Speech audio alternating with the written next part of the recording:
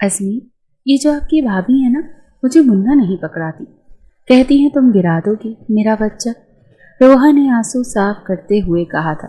अजमीर पहले ही दिल जलाए बैठा था।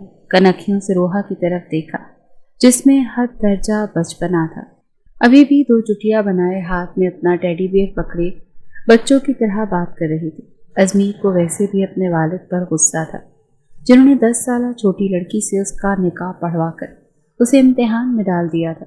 वो 24 साल का था और रोहा उससे 10 साल छोटी थी। बस कद काठ की ही बड़ी थी मगर सोच बच्चों जैसी थी। उसे किसी बात का इल्म नहीं था। अजमीर को जितनी मैच्योर लड़कियां अच्छी लगती थी उतनी ही रोहा ला उबाली सी थी। शादी को साल गुजर गया था लेकिन अव्वल तो रोहा को देखकर अजमीर को कोई फीलिंग्स ही नहीं आती थी और अगर वो रोहा के करीब आने की कोशिश भी करता तो वो डर जाती और रोने लग जाती। अजमीर और उमैर दोनों की शादी एक साथ हुई थी और उमैर की बीवी लाइबा एक बेटे की माँ भी बन गई थी मगर अजमीर अभी तक रोहा की कुर्बत को तरस रहा था और अब वो यकीनन लाइबा के बेटे को गोद में लेने की कोशिश कर रही होगी। इसीलिए लाइबा ने मना कर दिया होगा क्योंकि इस झल्ली सी लड़की का क्या भरोसा कि बच्चे को सचमुच गिरा ही ना देती। अब वो अजमीर से शिकायत कर रही थी और साथ साथ आंसू बहा रही थी। अजमीर ने एक तीखी नज़र उस पर डाली फिर अपने लैपटॉप पर मसरूफ हो गया। वो कहने लगी, अजमीर मुझे अपना मुन्ना चाहिए, मुझे मुन्ना ला कर दो। रोहा की अगली फरमाइश सुनकर वो हैरत से आंखें फाड़े उसे देखने लगा। रोहा, बच्चे दुकानों पर नहीं मिलते, समझी? मुन्ना ला कर दूँ तुम्हें, हटो पीछे, काम करने दो।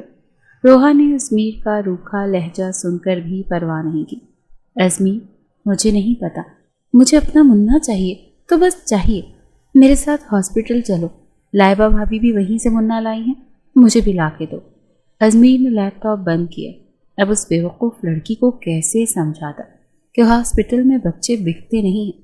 कहने लगा, मुन्ना चाहिए तुम्हें? अजमीर ने उसकी हसीन चेहरे की तरफ वारफ्तगी से देखते हुए पूछा। हाँ चाहिए, बल्कि 2 चाहिए। फिर मैं भी लाइबा भाभी को अपना मुन्ना नहीं दूंगी, वो तुनक कर बोली। अजमीर उसकी नासमझी पर मुस्कुरा कर रह गया। 2 मुन्ने चाहिए मेरी बुलबुल को? बड़ी लगावट दिखाते हुए उसने कहा था। हाँ 2। उसने 2 उंगलियां दिखाते हुए कहा। पता है मुन्ना लेने के लिए बहुत कुछ सहना पड़ता है, इतनी आसानी से मुन्ने नहीं मिलते, सह लोगी? अजमीर ने धीरे से उसके कान के करीब आकर मखमूर लहजे से पूछा। हाँ मैं सब कुछ कर लूँगी, बस मुझे मुन्ना चाहिए तो चाहिए। अजमीर ने कहा। चीखोगी तो नहीं? वो कहने लगी, मैं क्यों चीखूंगी? रोहा अभी भी नाफहम थी। रोना धोना तो नहीं मचाओगी? वो कहने लगी, नहीं, मैं खुश हो जाऊंगी, मेरे पास अपने मुन्ने होंगे। रोहा की आंखों में नन्हा मुन्ना सा वजूद था। देखो, दर्द होता है बस थोड़ा सा दर्द, और फिर पक्का तुम्हें अपना मुन्ना मिल जाएगा। अजमीर की बात पर वो खुश हो गई थी। ठीक है, मैं आंखें बंद करके सह लूंगी। जब रोहा को बच्चे के लिए इतना बेचैन देखा तो अजमीर ने दिल ही दिल में शुक्र किया था। कहने लगा, अच्छा आओ मेरे साथ, आज मैं तुम्हें मुन्ना ज़रूर दूंगा। अपना लैपटॉप वो एक तरफ रख चुका था। उस रात का तो उसे कब से इंतज़ार था। उसे अलमारी के पास ले गया, उसको एक नई नाइटी निकाल कर दी। कहने लगा कि जाओ इसे पहन कर आओ। फिर उसके हाथ से भालू पकड़कर एक तरफ रख दिया। उसने नाइटी देखी तो कहने लगी, कैसे पहनने से मुन्ना मिल जाता है? रोहा ने मासूमियत से पूछा। अजमीर उसके बेतुके सवालों से तपा हुआ था। मुन्ना चाहिए? हाँ, तो फिर वो करो जो मैं कह रहा हूँ, बिना सवाल जवाब के। रोहा वॉशरूम में चली गई। कुछ देर के बाद जब कमरे में आई तो अजमीर आंखें झपकना भूल गया था। लग ही नहीं रहा था कि वही बेवकूफ़ सी लड़की है। वो नाइटी में इस कदर हसीन लग रही थी। अजमीर के जज्बात आबोताब से जागे थे मगर वो नर्वस हो रही थी, गहरे गले को हाथ से पकड़े हुए थी। अजमीर उसके पास आया, फिर उसकी दोनों चुटियां खोल दी। उसके लंबे घने बाल देखकर उसका दिल मचला था। अभी भी वो अपना गला हाथ से पकड़े हुए थी। अजमीर ने उसका हाथ अपने हाथ से पीछे किया मगर रोहा की बदहवासी देखकर कुछ घबरा गया था। फिर इनकार ना कर दे या रोना धोना ना मचा दे, इसलिए अगले ही लम्हे उसे अपने सीने के साथ लगा चुका था। तड़पते दिल को जैसे करार आ गया था। फिर वो रोहा में खोने लगा। बेसाख्ता उसके होठों को अपनी दस्तरस में ले चुका था मगर रोहा की तो जान पर बनी थी। पेट में गिरहे सी पड़ने लगी थी। एकदम वो पीछे हटी। अजमीर को फिर से उसकी इस हरकत पर गुस्सा आया था। अजमीर, मेरे पेट में दर्द हो रहा है। लाइबा भाभी के भी ऐसे ही हुआ होगा। मुझे भी हॉस्पिटल ले जाओ, मुन्ना आने वाला है। अजमीर को गुस्सा आया था। वो उसका बाजू पकड़कर उसे बेड पर धकेल चुका था। सिर्फ किस करने से मुन्ना नहीं आ जाता, समझी? बहुत कुछ सहना पड़ता है, फिर ही तो मासूम सा नन्ना मुन्ना बच्चा हाथ में आता है। बच्चा चाहिए ना तुम्हें?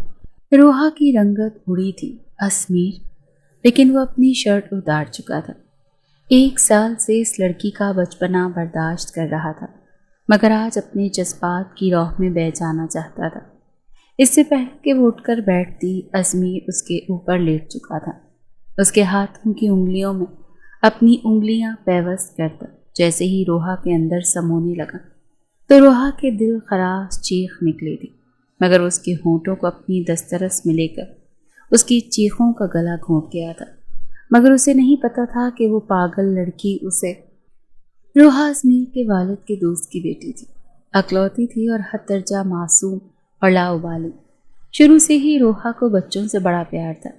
गली में छोटे बच्चों को खेलता देखती तो उन्हें पकड़ पकड़ कर अपने घर ले आती, उनके साथ खेलने लगती।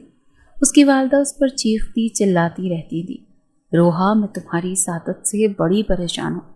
मोहल्ले के बच्चे अपने घर ले आती हो और उनके वालिदैन हमारा दरवाज़ा पीट पीट कर ये सुनाते हैं कि पता नहीं हमारे बच्चे कहाँ चले जाते हैं। आपकी बेटी बिना बताए हमारे बच्चे को अपने घर ले आती है। चाहती क्या हो तुम? अम्मा, अम्मा मैं बच्चा चाहती हूँ, रोहा ने बड़ी मासूमियत से कहा था। उसकी माँ की तो हैरत से आंखें फैल गई थी। कहने लगी, क्या पागल हो गई है? कहने लगी, ये जो नजमा खाला है ना, वो भी आपके जितनी है और अभी 4 साल पहले अल्लाह से मुन्ना लेकर आई है हॉस्पिटल जाकर। अम्मा तुम भी रहो ना हॉस्पिटल, मुझे एक छोटा सा मुन्ना ला दो। उसकी माँ ने उसे गुस्से से देखा। कहने लगी, तौबा है, मैं तो तुम जैसी औलाद को पागल पागल ही हो गई हूँ। दिमाग ख़राब तो नहीं है तुम्हारा? अरे यूं हॉस्पिटल जाकर बच्चे नहीं मिलते। रोहा ने अपना सर खुजाते हुए सोचा। अम्मा ऐसे ही तो मिलते हैं, मैंने पूछा था नजमा खाला से, कहती हैं हॉस्पिटल जाओ तुम्हें मुन्ना मिल जाएगा। अम्मा जाओ ना हॉस्पिटल, मुझे मुन्ना ला दो ना। कसम से अम्मा, मैं खुद संभाल लूँगी और फिर मोहल्ले के बच्चों को भी अपने घर नहीं लाऊंगी। रोहा की वालिदा ने उसे गुस्से से देखा था। कहने लगी, ऐसा करती हूँ, तेरी शादी कर देती हूँ, फिर ले आना अल्लाह से तूने जितने मुन्ने लेने होंगे। तौबा है, मेरी क्या उम्र है बच्चा पैदा करने की? रोहा पढ़ाई में बहुत कमज़ोर थी और अपनी क्लास में भी बड़ी मुश्किल से ही पास होती थी, इसीलिए आगे उसने आर्ट्स ली थी, साइंस नहीं। बड़ी मुश्किल से मैट्रिक पास किया था, वो भी 16 की उम्र में, और उसके बाद पढ़ाई को खैराबाद कह दिया था। उसके कमरे में बहुत सारे खिलौने थे, टेडी बियर, डॉल। उसके वालिद सऊदीया में काम करते थे। जब भी सऊदीया से वापस आते तो उसके लिए ढेर सारे खिलौने लेकर आते थे, लेकिन रोहा को बस बच्चे बहुत अच्छे लगते थे। वो अपने खिलौने तक मोहल्ले के छोटे छोटे बच्चों को दे देती थी। मोहल्ले में किसी के घर भी बच्चा पैदा होता तो वो भागी दौड़ी जाती थी, छोटे मासूम बच्चे को पकड़कर उसे गौर से देखती रहती, उसके छोटे छोटे हाथों को देखती रहती। इन्हीं दिनों उमैर के ससुराल वालों ने कहा कि उन्हें शादी चाहिए, वो मज़ीद इंतज़ार नहीं कर सकेगी। शादी सिर्फ उमैर की होनी थी, लेकिन अजमीर के वालिद को जब पता चला कि रोहा के वालिद अशफाक साहब सऊदीया से आए हैं तो वो उनसे मिलने के लिए अक्सर अशफाक साहब के घर जाते थे जब भी वो सऊदीया से वापस आते थे। इस बार उन्होंने अशफाक साहब को कुछ परेशान देखा तो वजह पूछने लगे। वो कहने लगे, बस अब बूढ़ा हो गया हूँ, अकेले कोई काम नहीं होता, अक्सर थक कर आता हूँ तो खाना भी खुद बनाना पड़ता है। सोच रहा हूँ बीवी को साथ ले जाऊँ, लेकिन मसला बेटी का है, और सऊदीया की जिस कंपनी में काम करता हूँ वहाँ बीवी को तो लाने की इजाज़त है, लेकिन बच्चों को नहीं, वरना मैं रोहा को भी ले जाता। बस इसी परेशानी में मुब्तला हूँ। वो कहने लगी, तो तुम ऐसा करो, रोहा का निकाह मेरे बेटे अजमीर से कर दो। ये सुनकर अशफाक साहब कहने लगे, अभी वो छोटी है, बस 16 साल की तो है और अकलौती भी है, उसमें बचपना बहुत ज़्यादा है। शादी की जिम्मेदारी मुझे नहीं लगता कि वो निभा पाएगी। वो कहने लगे कि तुम बेफिक्र रहो, तुम्हारी बेटी को मैं अपनी सराखों पर बिठा कर रखूँगा, इसे माँ बाप की कमी महसूस नहीं होगी। निकाह तो मैं इसीलिए करना चाहता हूँ ताकि लोगों के मुंह बंद हो सकें, कोई भी तुम्हारी बेटी की तरफ उंगली ना उठा सके। बाकी अजमीर को मैं समझा दूंगा, वो रोहा को बिल्कुल भी परेशान नहीं करेगा। اس وقت ازمیر کی عمر 24 سال تھی، شادی کی خواہش بھی اسے تھی۔ پھر جب اس کے والد نے اسے روحا کی تصویر دکھائی تو وہ دکھنے میں کہیں سے بھی 16 سال کی نہیں لگ رہی تھی۔ وہ ایک شادی کی تقریب میں کھینچی ہوئی تصویر تھی جس میں اس کے بال کھلے ہوئے تھے، فینسی سوٹ پہن رکھا تھا، ہلکا پھلکا میک اپ بھی کر رکھا تھا، اپنی عمر سے 2-3 سال بڑی ہی لگ رہی تھی، اسی لیے سیدھا ازمیر کے دل پر جا کر لگی تھی۔ اس نے کہا ٹھیک ہے، مجھے کوئی اعتراض نہیں۔ ازمیر کو پتا تھا کہ روحا کے والدین سعودیہ جانے والے ہیں، اسی لیے نکاح جلدی ہونا ہے۔ عمیر کے ساتھ اس کی بھی شادی کی تاریخ اس دن طے ہو چکی تھی۔ بڑی خواہش تھی ازمیر کی کہ ایک ملاقات روحا سے ہو جائے، لیکن ممکن نہیں تھا۔ ایک بار اس نے اپنی والدہ سے کہا بھی کہ میں نے لڑکی کو براہ راست دیکھنا ہے، کچھ باتیں کرنی ہیں، لیکن اس کی والدہ نے صاف منع کر دیا کہ نہیں، پہلی ملاقات شادی پہ ہی کر لینا، بیچ میں بس 1 مہینہ ہی تو ہے، کتنا برا لگے گا کہ ہم یہ کہیں گے کہ بھائی ہمارے بیٹے کو چین نہیں آ رہا، اپنی منگیتر سے ملنا چاہتا ہے۔ ازمیر کی والدہ نے اسے شرمندہ کیا تھا، لیکن وہ نہیں جانتا تھا کہ اس کی بیوی اتنی لاؤبالی اور ناسمجھ ہوگی۔ شادی پر پہلے تو وہ رخصتی پر بہت روئی تھی، پھر شادی کی رات جب ازمیر کمرے میں آیا تو دل میں جذبات کا سمندر ٹھاٹھے مار رہا تھا اور اس کی بیوی بے چینی سے کمرے میں ٹہل رہی تھی۔ اسے تو لگا تھا وہ بیڈ پر بیٹھی اس کی منتظر ہوگی۔ جیسے ہی ازمیر کمرے میں آیا اسے بے چینی سے ٹہلتا دیکھ کر کچھ حیران ہوا۔ کبھی وہ بیڈ کے نیچے سے کچھ ڈھونڈ رہی تھی تو کبھی الماری کھول کر کچھ دیکھ رہی تھی۔ ازمیر نے کمرہ بند کیا اور اس سے کہنے لگا، یہ آپ کیا ڈھونڈ رہی ہیں؟ وہ کہنے لگی، وہ میرا بھالو، اماں نے کہا تھا میرا بھالو میرے سسرال میں میرے کمرے میں ہوگا، لیکن یہاں تو کہیں نظر نہیں آ رہا، کہاں ہے وہ؟ یہ سن کر ازمیر نے اسے حیرت سے دیکھا تھا۔ وہ لڑکی یوں بے چین تھی کہ اگر اسے اس کا بھالو نہیں ملا تو پتہ نہیں کیا ہو جائے گا۔ ازمیر کہنے لگا، آج کی رات تم نے بھالو کا کیا کرنا ہے؟ وہ اپنا سر کھجاتے ہوئے کہنے لگی، مجھے نیند نہیں آ رہی، میں بھالو کے بغیر نہیں سوتی، اور مجھے یہ کپڑے بھی اتارنے ہیں، مجھے بہت چبھ رہے ہیں۔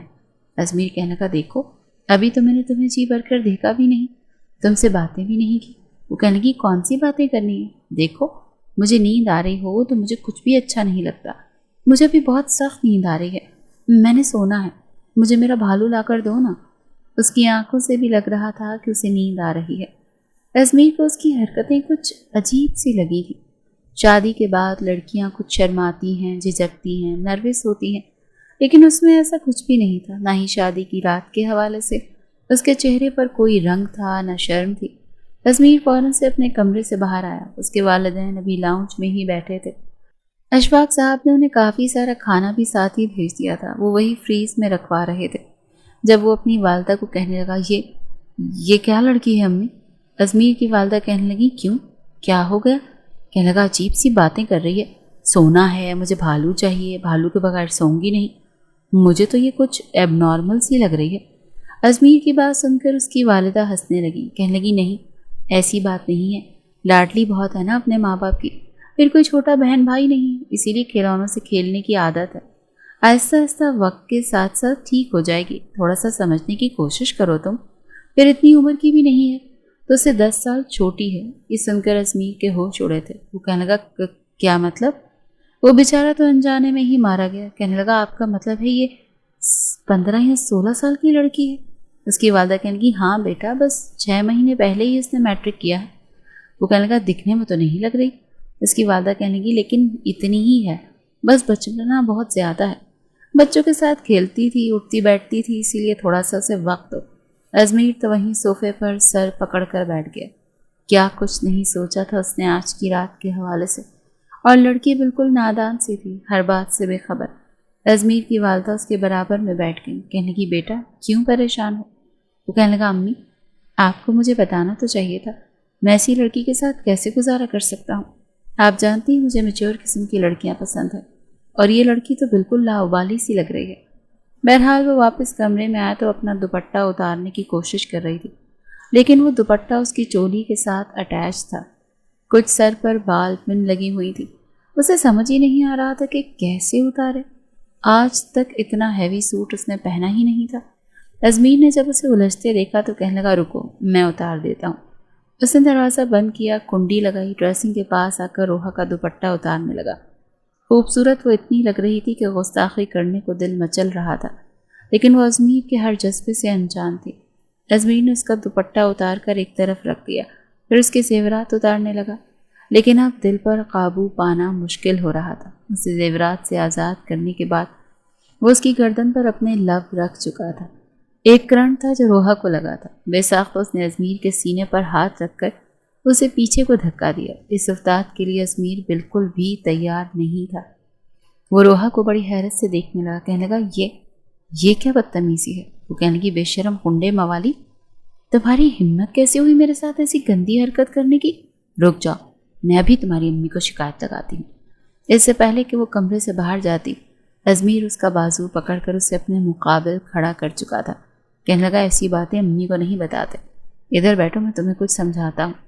ازمیر کو لگا شاید میاں بیوی کے رشتے کی نزاکت کو وہ سمجھتی نہیں، وہ تھوڑا سمجھائے گا تو سمجھ جائے گی، لیکن اس نے سب سے پہلے اپنا بازو ازمیر کے ہاتھ سے پیچھے کیا۔ کہنے لگی، مجھے نیند آ رہی ہے، مجھے کسی کی کوئی بات نہیں سننی، میرا بھالو لا کر دو ابھی اور اسی وقت۔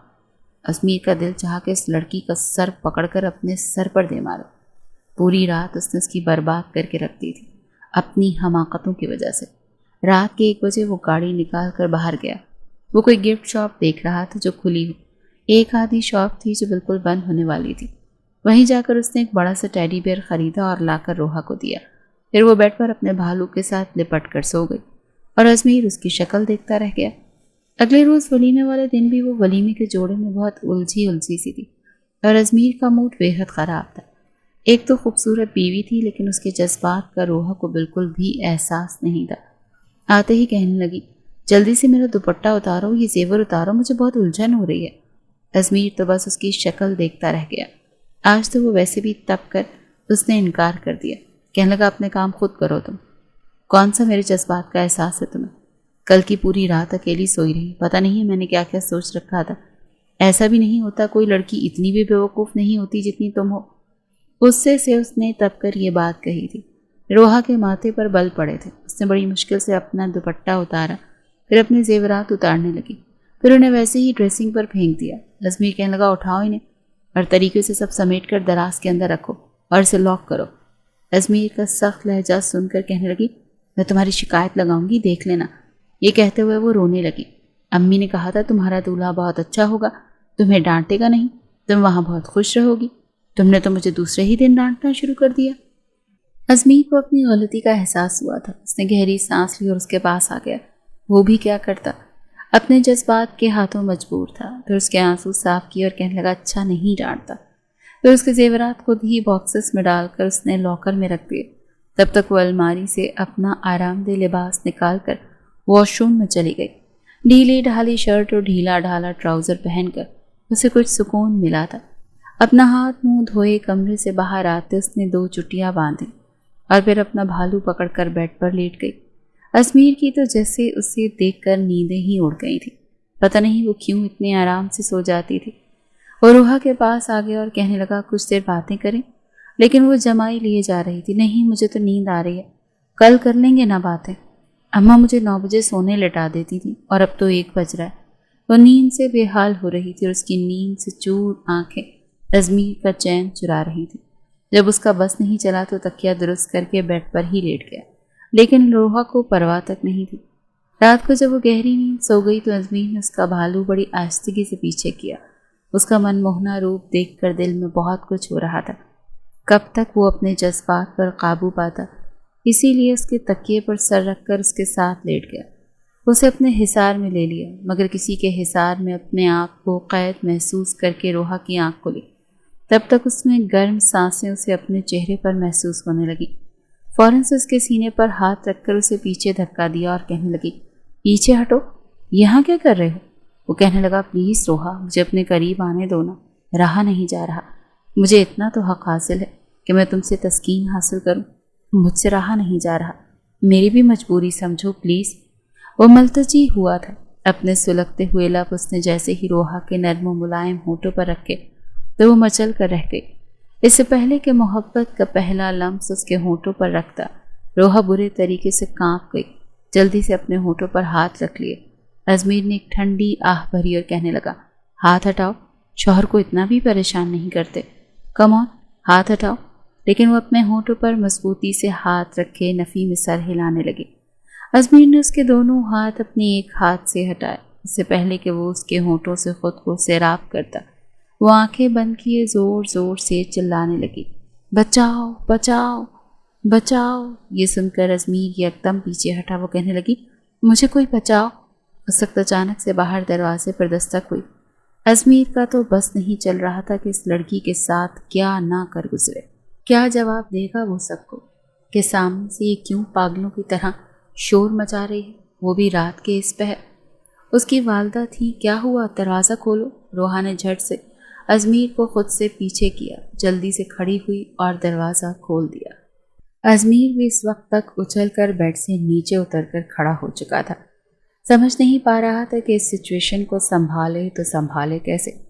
تبھی روحا نے کمرے کی لائٹ بھی جلا دی۔ روتے ہوئے وہ ازمیر کی والدہ کے گلے لگ گئی، کہنے لگی، یہ جو میرا دولہا ہے نا، یہ بہت گندی حرکتیں کرتا ہے۔ یہ سن کر ازمیر کی والدہ نظریں چرا کر رہ گئی اور ازمیر یوں شرمندہ تھا کہ بس نہیں چل رہا تھا کہ کہاں چلا جائے۔ اس کی والدہ کہنے لگی، بیٹا کیا ہوا؟ کہنے لگی، یہ میرے ساتھ۔ اس سے پہلے کہ وہ ساری پول پٹاری کھولتی، ازمیر فوراً سے اپنی ماں کے پاس آیا اور کہنے لگا، کچھ نہیں ہوا امی، ایسا کریں اسے آپ اپنے کمرے میں سلا لیں، اسے کچھ عقل دیں۔ مجھے پتا ہوتا کہ آپ لوگ میرے ساتھ یہ سب کرنے والے ہو تو باخدا میں نکاح سے انکار کر دیتا۔ بہت احمق قسم کی لڑکی ہے یہ کہہ کر وہ اپنا تکیہ اور لحاف اٹھا کر باہر چلا گیا اور دوسرے کمرے میں جا کر لیٹ گیا، اپنا دل جلانے لگا۔ دوسری طرف روحا روئی جا رہی تھی۔ نغمانہ بیگم نے اسے چپ کروایا۔ وہ اسے کیا سمجھاتی، وہ کچھ سمجھنا چاہ ہی نہیں رہی تھی۔ انہوں نے بہت کہا کہ وہ تمہارا شوہر ہے، اگر تمہارے پاس آتا ہے تو کوئی بات نہیں، لیکن وہ کہنے کی نہیں، وہ بہت گندا ہے، آپ کو نہیں پتا اس نے میرے ساتھ کیا کیا ہے۔ اپنے بیٹے کے بارے میں وہ اس قسم کی باتیں تو سننے کے موڈ میں بالکل بھی نہیں تھی۔ ہر رشتے کا ایک لحاظ ہوتا ہے۔ وہ کہنے لگی، اچھا ٹھیک ہے، تم چپ تو ہو جاؤ، رو کیوں رہی ہو؟ کہنے لگی، اس نے میرا بھالو بھی پیچھے پھینک دیا، پھر اپنے بھالو کو پکڑ کر ساتھ لگا لیا۔ کہنے لگی، میں سو جاؤں؟ وہ کہنے لگی، ہاں لیٹ جاؤ۔ کہنے لگی، آپ کا بیٹا تو نہیں آئے گا نا کمرے میں؟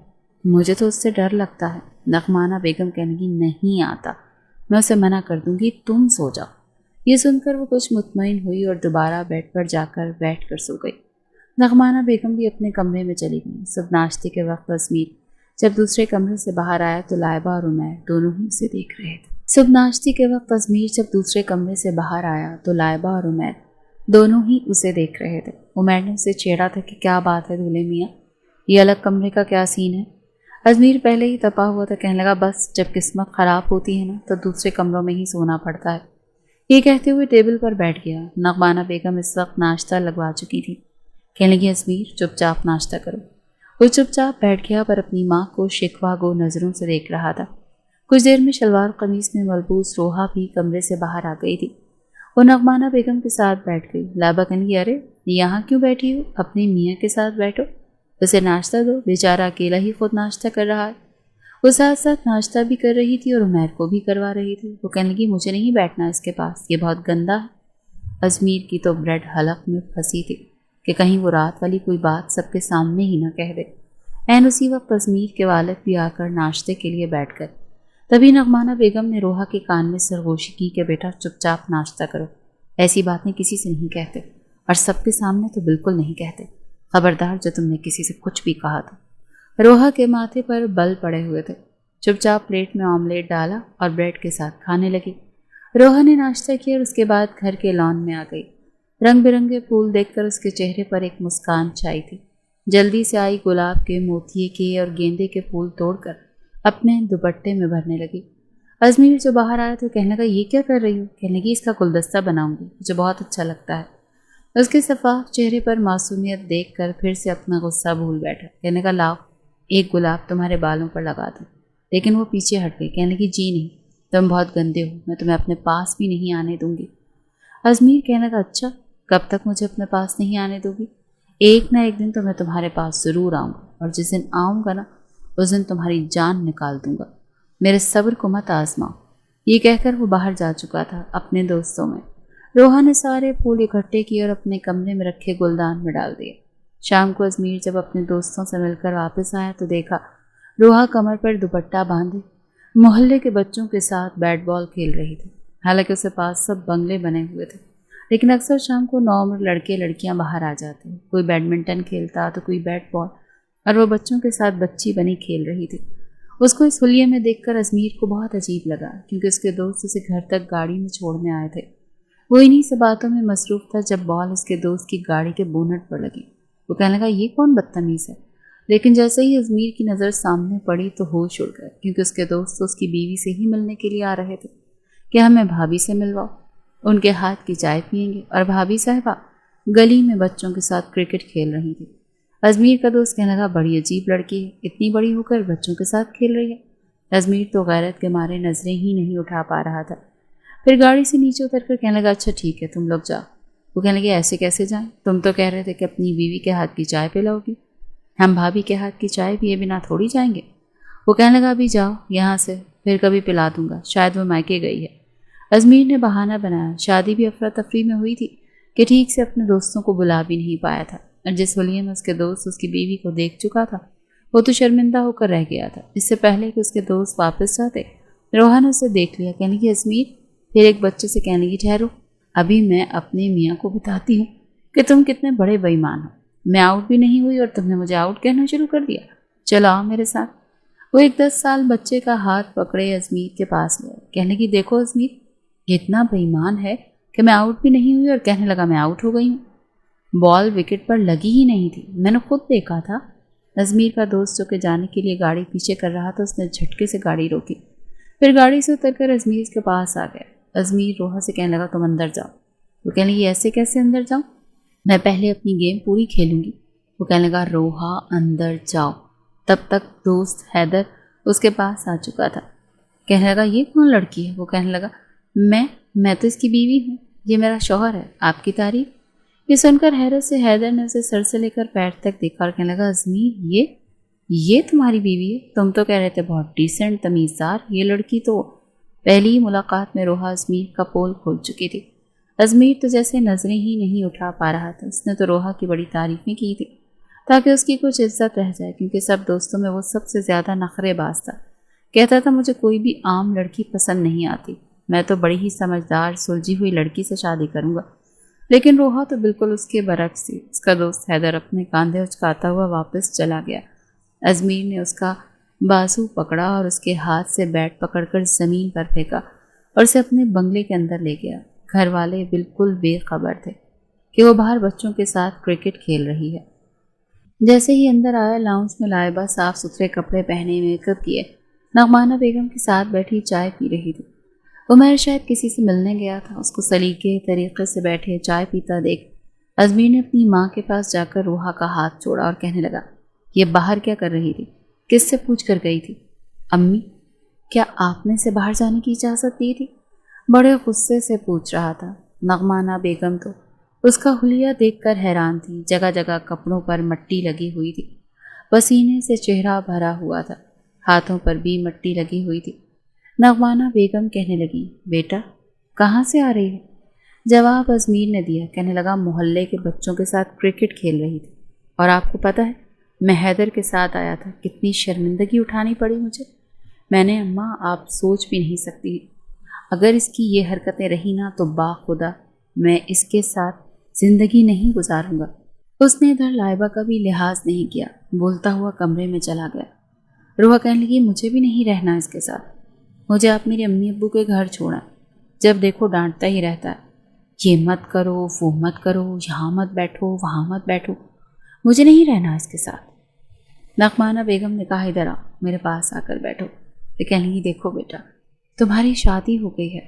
کہنے لگی تو کیا ہو گیا ہے، شادی ہی تو ہوئی ہے۔ کہنے لگی شادی کے بعد لڑکیاں یوں محلے والوں کے بچوں کے ساتھ کرکٹ نہیں کھیلتی، تم بڑی ہو گئی ہو۔ کہنے لگی ہاں تو پھر میں تو اپنے گھر میں بھی کھیلتی تھی بچوں کے ساتھ کرکٹ کھیلنا کوئی گناہ تھوڑی ہے۔ نغمانہ بیگم کی بات سمجھانے کے بعد بھی روحا کی صحت پر کوئی خاص فرق نہیں پڑا تھا۔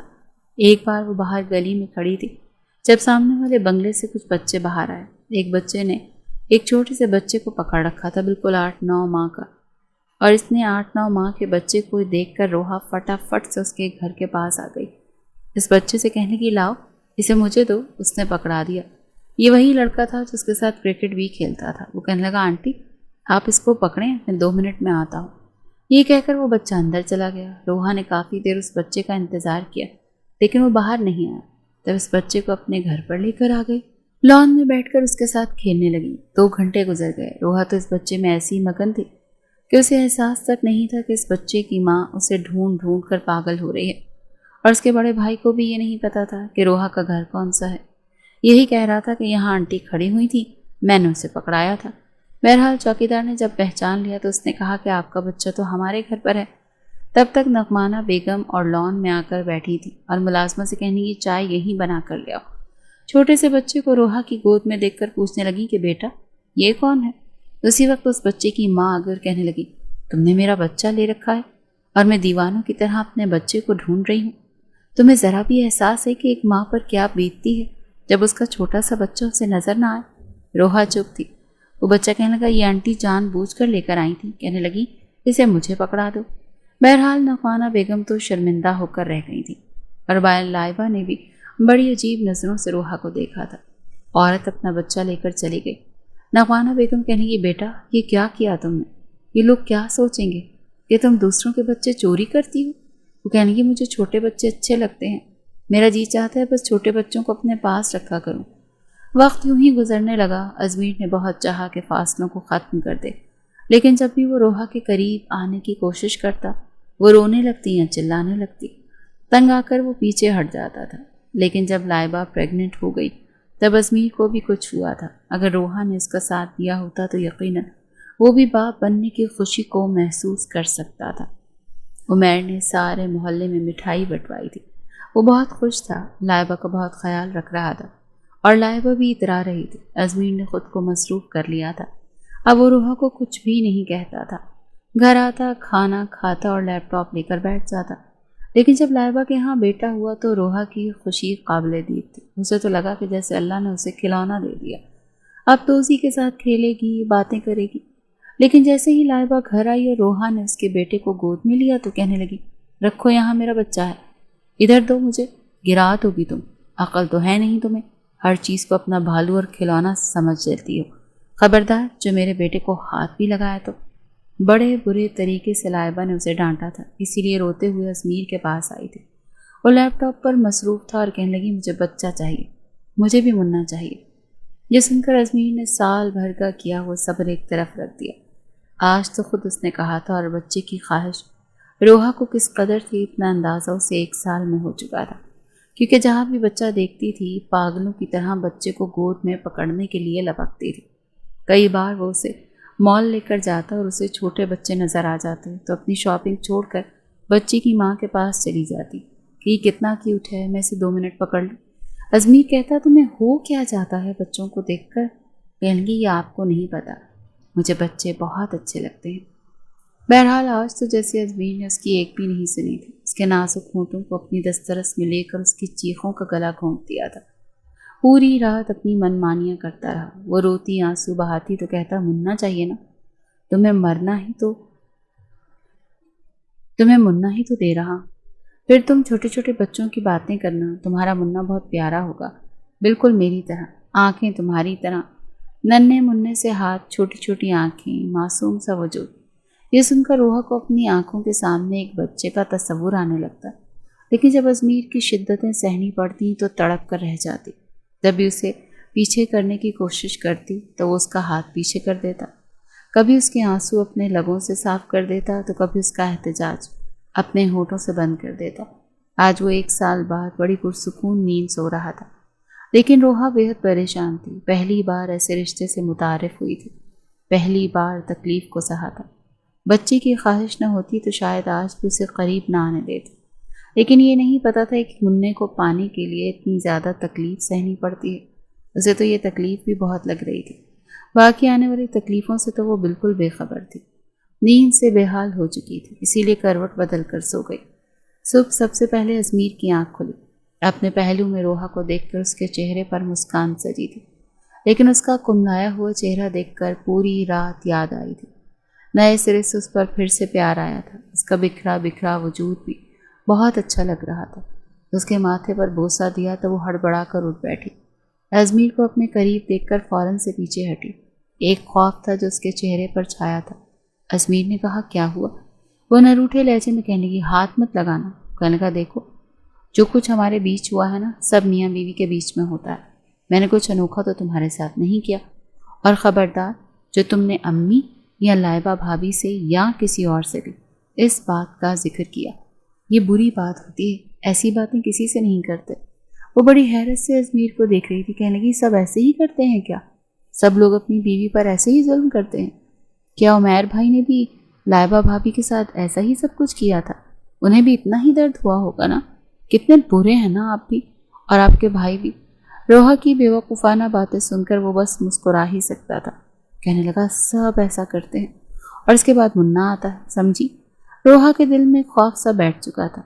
अजमीर उठकर बैठ गया था। अपने ऑफिस के कपड़े भी उसने खुद निकाले, लेकिन रोहा की कमर में वाकई बहुत दर्द था। जब वो नहाकर तैयार हुआ तो रोहा का गुस्ल का सारा तरीका समझा कर कमरे से बाहर निकला। सब कुछ उसके लिए बिल्कुल अलग सा था। उठकर उसने गुस्ल किया, कपड़े तब्दील किया, फिर कमरे से बाहर आई तो नगमाना बेगम मुलाजमा से नाश्ते का कह रही थी। रोहा से कहने की, बेटा तुम नाश्ता करो। रोहा ने नाश्ता किया।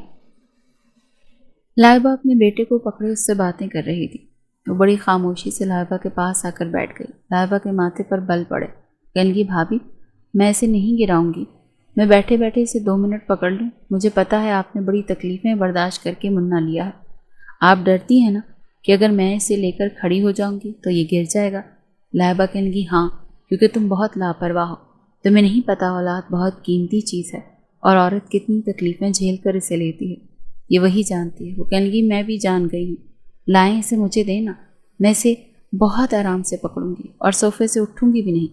लाइबा ने बड़ी एहतियात से अपना बेटा उसकी गोद में डाला था। उसके हाथ, उसकी आंखें, उसकी मासूम हरकतें देखकर रोहा अपनी तकलीफ जैसे भूल ही गई थी।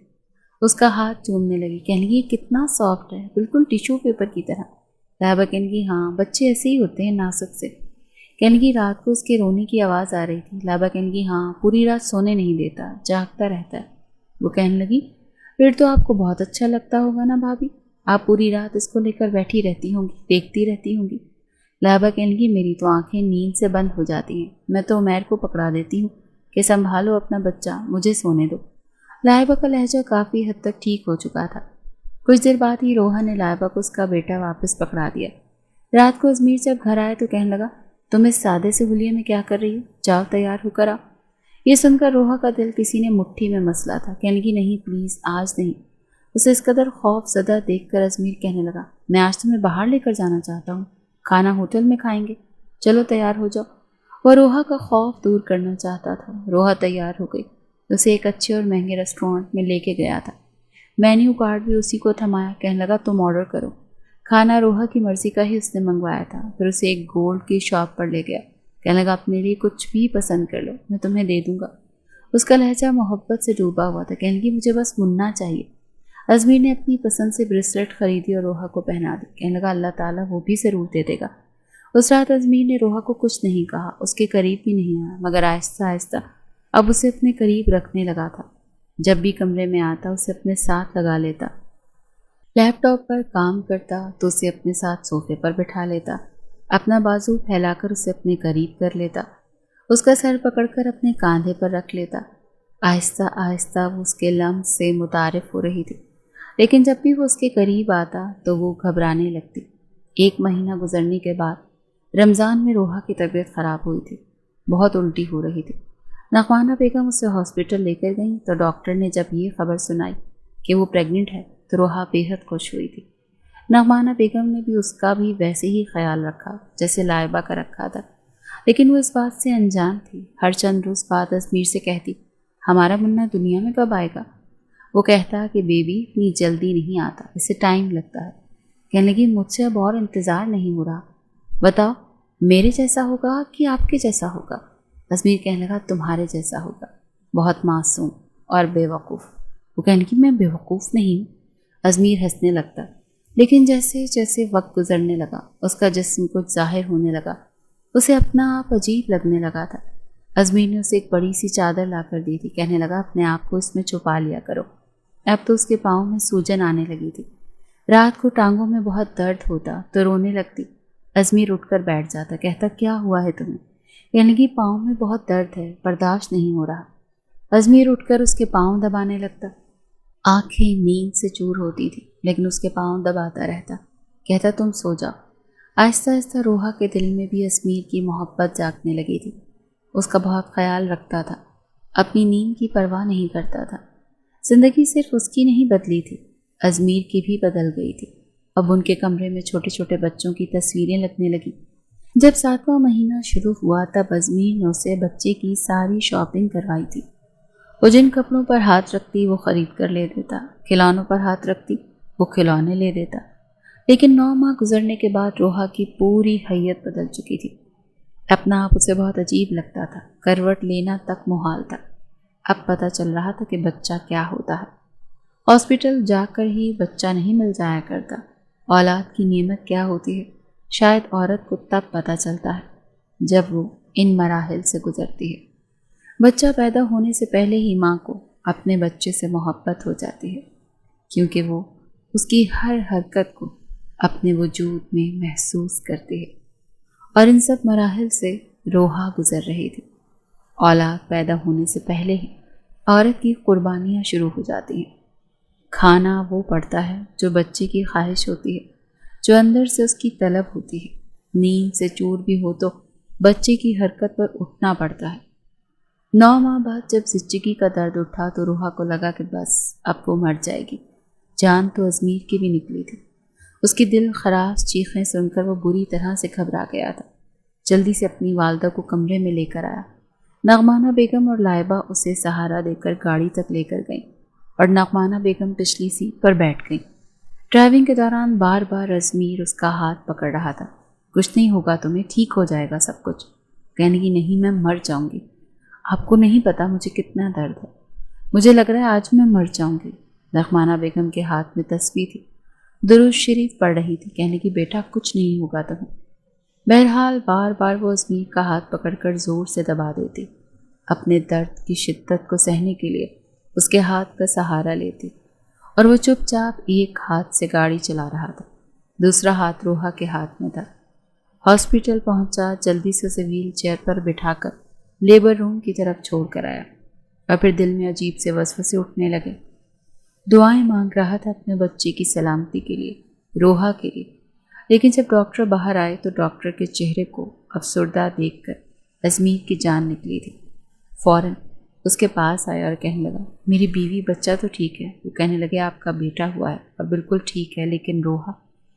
یہ سن کر اس کی جان نکلی تھی۔ کہنے لگا کیا ہوا میری بیوی کو؟ وہ کہنے لگا پتہ نہیں، آپریشن کے ٹائم بے ہوش ہو گئی، کیا تھا لیکن ابھی تک ہوش نہیں آ رہا۔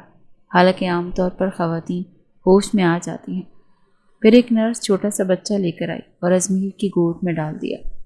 اس کے آنسو بہنے لگے۔ کتنا شوق تھا روحا کو بچے کا، اور اب ہوش میں نہیں آئی تھی۔ وہ بے حد پریشان تھا۔ بچے کو پیار کر کے نغمانہ کی گود میں ڈال دیا تھا۔ اس کے آنسو بہنے لگے تھے۔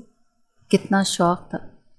وہ بے حد پریشان تھا۔ بچے کو پیار کیا، نغمانہ کی گود میں ڈال دیا۔ کہنے لگا پلیز آپ کچھ بھی کر کے اسے ہوش میں لائیں۔ وہ کہنے لگے ہم نے اپنی ساری کوششیں کر لی ہیں، ہمیں تو یہ ڈر ہے کہ کہیں وہ کوما میں نہ چلی جائے۔ پوری رات بیت چکی تھی، صبح ہو چکی تھی۔ بچے کو فیڈر نغمانہ بیگم نے ہی پلایا تھا۔ عمیر اور لائبہ بھی آ چکے تھے اور ازمیر کے والد بھی۔ سب کو روحا کی فکر تھی، جیسے ہوش ہی نہیں آ رہا تھا۔ اسے کمرے میں شفٹ کر دیا گیا۔ ڈاکٹر نے کہا کہ ہمیں لگتا ہے کہ یہ کوما میں جا چکی ہے، ہم نہیں جانتے کہ انہیں ہوش کب آئے گا۔ یہ سن کر تو ازمیر کا جیسے حوصلہ پست ہوا تھا۔ وہ رونے لگا، روحا کا ہاتھ اپنے دونوں ہاتھوں میں لیا۔ کہنے لگا روحا پلیز آنکھیں کھولو، دیکھو اللہ نے کتنا پیارا سا منا دیا ہے تمہیں، بالکل تمہارے جیسا ہے۔ اٹھو نا یار، ایسا تو نہیں کرتے نا، پلیز روحا آنکھیں کھولو نا، دیکھو نا تمہارا بیٹا تمہیں دیکھنے کے لیے کتنا مچل رہا ہے۔ ازمیر کی آنکھوں سے آنسو بہہ رہے تھے، سب کی آنکھوں سے آنسو ہی بہہ رہے تھے۔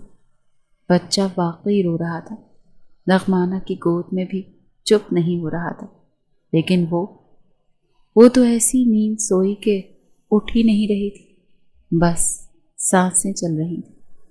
آہستہ آہستہ وقت گزرنے لگا۔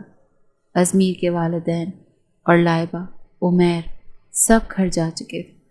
بچہ بھی نعمانہ بیگم لے کر چلی گئی تھی، لیکن ازمیر سہج تھا۔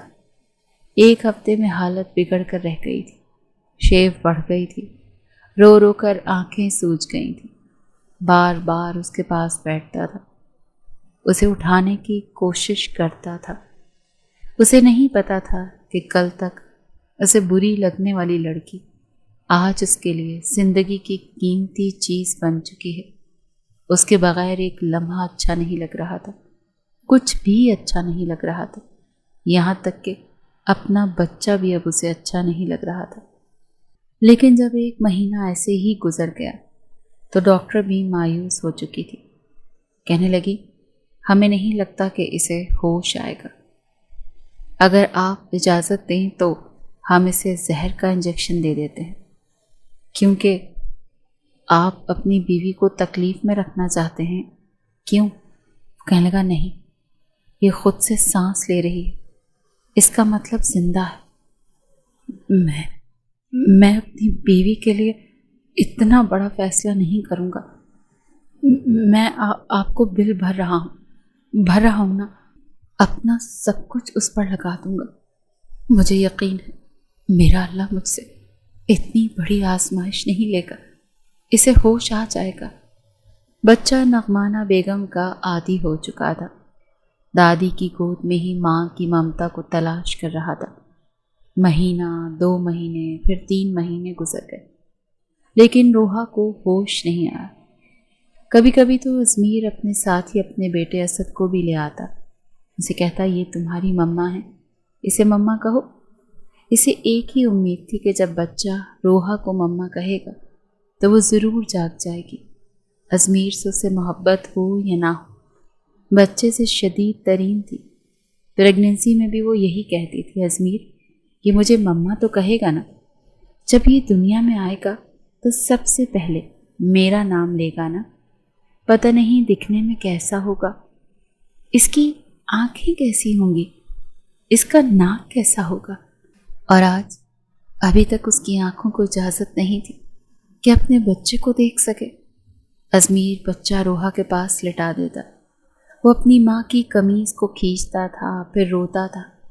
پہلی بار ایسا ہوا کہ اس کے رونے کی آواز سن کر روحا کی ہارٹ بیٹ تیز ہوئی تھی۔ مشین میں اس کی ہارٹ بیٹ تیزی سے چلنے لگی تھی، اور یہ دیکھ کر جیسے ازمیر کے اندر امید جاگی تھی۔ اس نے بچے کو مزید رلایا، وہ بار بار روحا کی قمیض کو کھینچ رہا تھا، رو رہا تھا، اور روتے روتے کبھی اماں اماں کہہ رہا تھا۔ ایسا لگ رہا تھا جیسے روحا کی آنکھوں کی پتلیاں ہلی ہوں۔ اس نے جلدی سے نرس کو بلایا، ڈاکٹر کو بلایا۔ ڈاکٹر روحا کے جسم میں ہلکی سی جنبش دیکھ کر کچھ پر امید ہوا تھا۔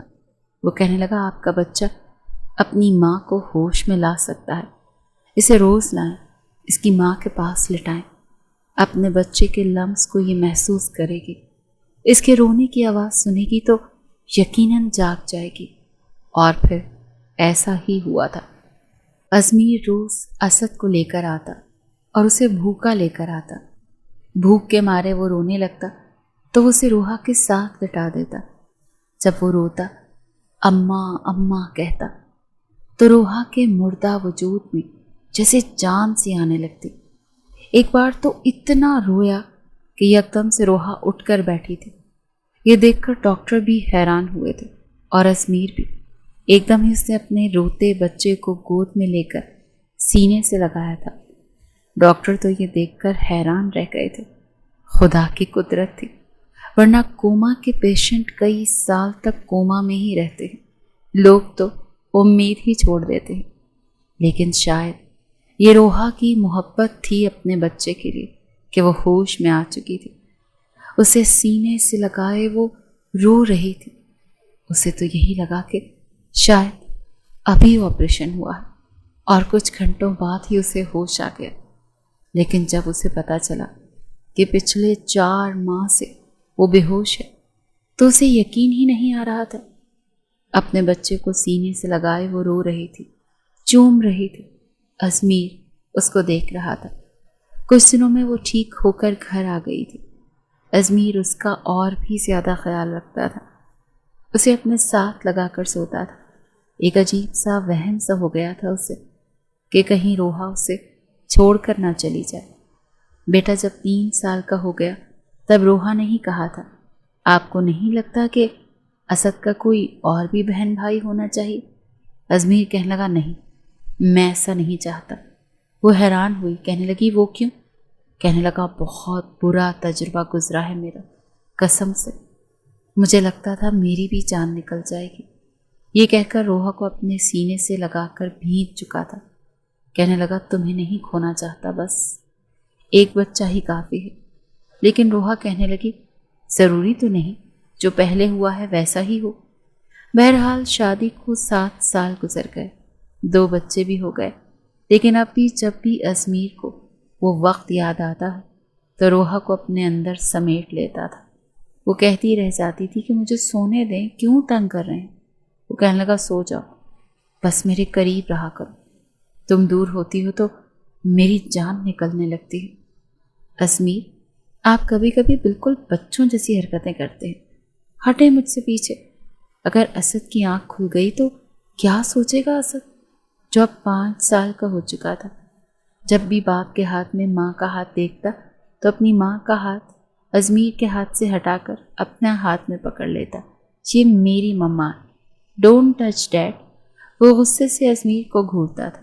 بعد میں آ کر حق جتا رہے ہو، بتاؤں تمہیں، مگر جب سے حمزہ پیدا ہوا تھا اسد کی جگہ لے چکا تھا۔ اسد اب ازمیر کے ساتھ سوتا تھا، مگر جب دونوں بچے سو جاتے تو ازمیر بچوں کو ایک طرف لٹا کر روحا کو اپنے سینے سے لگا کر آنکھیں بند کر لیتا۔